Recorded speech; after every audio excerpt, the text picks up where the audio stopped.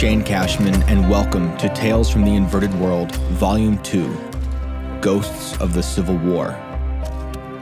Now a Timcast exclusive. The following story you are about to hear is true. The House of Seven Ghosts, Part 1.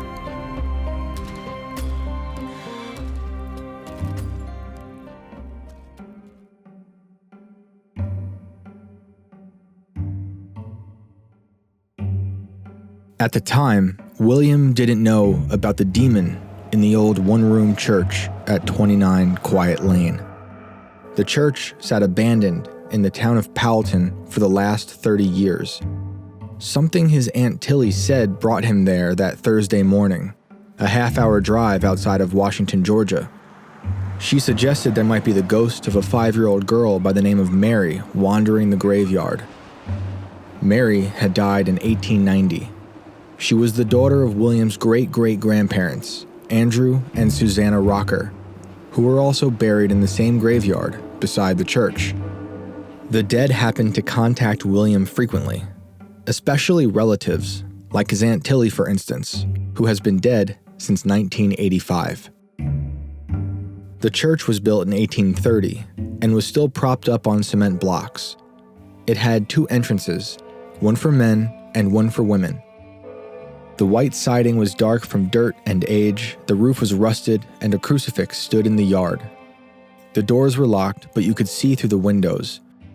There were dried leaves scattered across the floorboards, a piano pushed up against the large windows, and the pews were still in neat rows, as if a service had only just finished.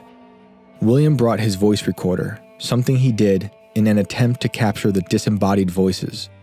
He was alone, but knowing that family was buried there offered some comfort, hoping maybe they could speak, and if Mary was there, he could help her cross over into the spirit world. William stood still outside the church and listened. Sometimes the voices of the spirits sounded so small, they could easily go unnoticed. He knew to be patient, and he knew to record everything. The recorder could pick up certain frequencies that his ears might not detect in the moment. He asked if Mary was there and waited with his arms out perfectly still like an antenna trying to receive a distant signal. But it was possible that his presence only frightened her. If there were ghosts there, they probably didn't see many humans. Powelton was abandoned shortly after the Civil War.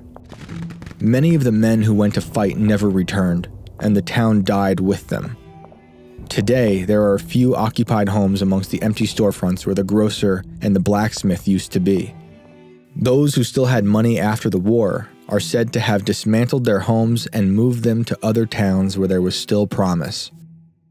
William walked through the graveyard, stopping among the tombstones to ask if anybody was there. He heard nothing. He took a picture of Mary's gravestone. It was small, and her name was clear, but the dates had weathered away. He wanted to see inside the church. He sensed that he'd have more luck inside, especially if he wanted to help Mary. She would have known the church well, and the sight of it, even in her death, could have brought her solace. William made some phone calls and eventually found someone who had the keys to the church. There was a couple that lived nearby who had access, and they made arrangements to meet up so William could try to communicate with the dead that might be hiding inside.